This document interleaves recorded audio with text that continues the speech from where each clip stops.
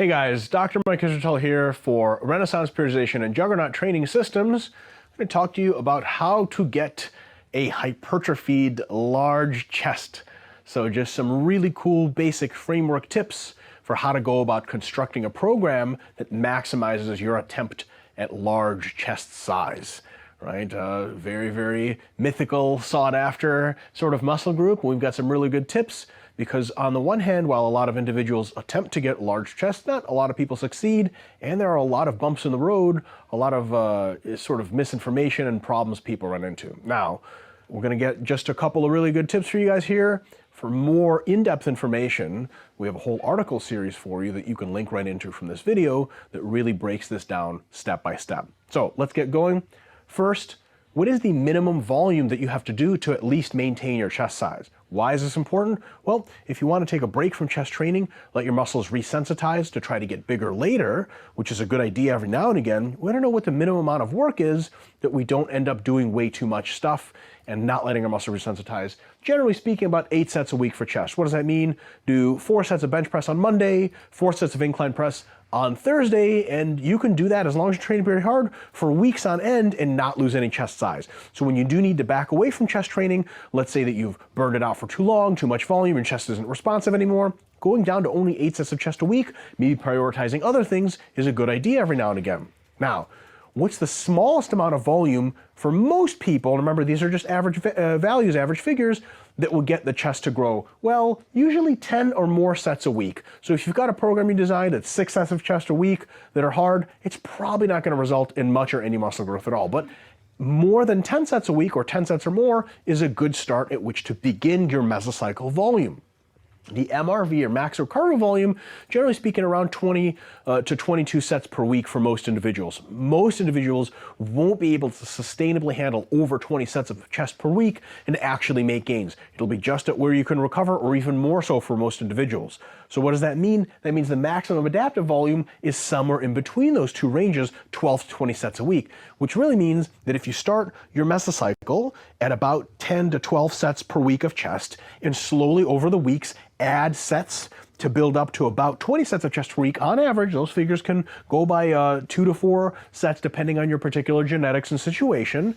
If you go from about 10 to about 20 sets of chest per week, adding sets throughout the week, deloading and then repeating, that's where most of the growth will happen. So if you look at your chest program that you wanted to run now, if it's like 5 sets of chest per week, it's probably not going to get you your biggest. If it's more than 25 sets per chest per week, you probably won't be able to recover from that.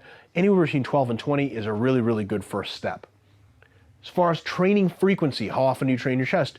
If you're training your chest hard for it to grow, overloading sets, probably 3 times a week is the most individuals can handle. I've seen 4 times a week chest training pan out for some individuals. For most people, the chest is a fairly complex, large muscle that takes a lot of damage. Usually 4 is a bit too much.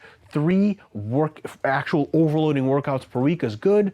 For individuals that are very large, actual overloading workouts per week is good. For individuals that are very large, very strong chests, when you're benching over 400, something like that, you can be too much. 3 actual overloading workouts per week is good. For individuals that are very large, very strong chests, when you're benching over 400, something like that, you can be as low as individuals. For most people, the chest is a fairly complex, large muscle that takes a lot of damage. Usually 4 is a bit too much. 3 actual overloading workouts per week is good. For individuals that are very large, very strong chests, when you're benching over 400, something like that, you can be as low as 1.5 overloading chest workouts per week. What the hell is a half workout? Well, that's basically you have one big main overloading chest workout. Later in the week, you have a workout that hits chest to some extent, maybe with 4 to 6 total sets, maybe after triceps or after shoulders. Those aren't super overloading sets, but they let the chest hang in there from a back burner. They help with more recovery, maybe a little bit more growth. That way you have a big workout at the beginning of the week, small workout later, and you repeat every week like that. Now that's only if you have a huge chest. Most individuals will benefit from 2 to 3 overloading chest sessions per week. Intensity. From my personal experience in working with lots and lots of clients and programming for lots of individuals, high reps, super high reps generally don't work that well for chest. As a matter of fact, some individuals can grow from the 5 to 8 rep range really, really well. That's why one of the best ways to get a big chest is to bench relatively heavy. For a lot of other exercises, it doesn't really work, or for a lot of other muscle groups, you don't really come up and someone has really big biceps and you say, man, you must curl a whole lot for just a couple reps. It doesn't really work like that. But if you ask someone if they can bench a lot, if the answer is yes, usually they have a really big chest, that's not by accident. The chest generally tends to be composed of a higher percentage of fast twitch, very large muscle fibers that are really responsive to high forces. The most I generally tend to program or tend to see that working is sets of 12. After 12, sets of 15, 18, and things like that, you'll get a pretty good burn, but not much of a pump. You won't get very sore, and a lot of times that won't result in a lot of chest size. So my personal advice to you is if you want a bigger chest, keep it anywhere between 5 and 12 reps on average for most of your working sets. That's where most of the action happens. So for chest, there's really 3 basic kinds of exercises you want to include on average in most of your weekly and monthly programming. Horizontal pressing movements that hit the majority of your chest, especially the sternal head. Incline pressing movements that hit the clavicular head and especially prized for bodybuilders that want a big upper chest. And isolation movements for chest. Anytime you program, most times you program for the chest, you want at least one kind or several kinds of horizontal moves per week, at least one kind of incline move, and at least an isolation move. Now, do you have to do all 3 of them evenly? Absolutely not. You can go an entire month or a mesocycle where you do mostly horizontal pressing, just a little bit of isolation work, just a little incline work. You can go another month where it's a lot of isolation work, just a bit of compound work, and yet another month where it's a lot of incline work and just a bit of the other 2. And anyway, but most weeks should have all 3 elements of that program to some extent. Now, range of motion is a big deal for chest training. If you want to make it really hard on yourself, you can do the half dumbbell pressers or something like that. You can get a spotter to lift half the weight for you and not get a stretch, not get a good contraction, and actually increase your risk of injury. If you want a really, really big chest, you've got to throw the ego out the door. Now, does that mean you lift light? No way.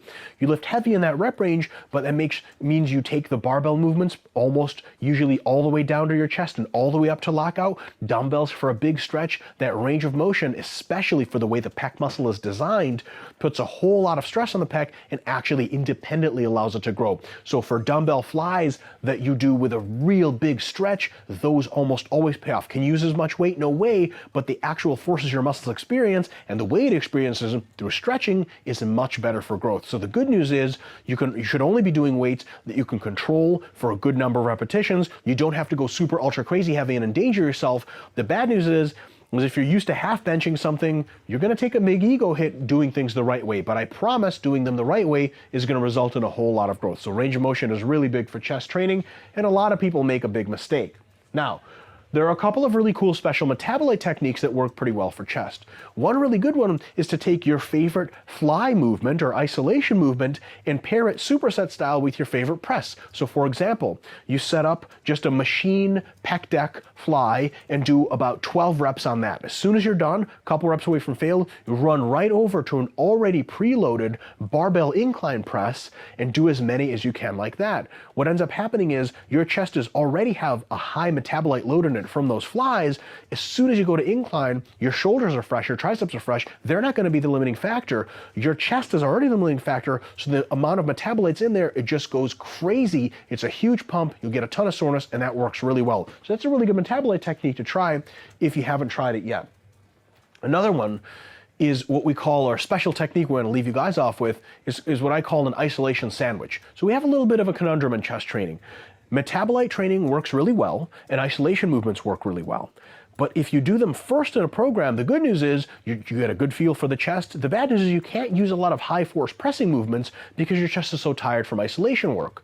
So if pre-exhausting is good but has a limitation that you can't train super heavy training is good but it has a limitation that you can't pre-exhaust before it, where do we go? Well, we can solve both problems with the isolation sandwich. What is that? We start out with a compound pressing move, let's say incline barbell press. After that, 5 sets later, we go do a couple of sets of an isolation move, of flies or something like that.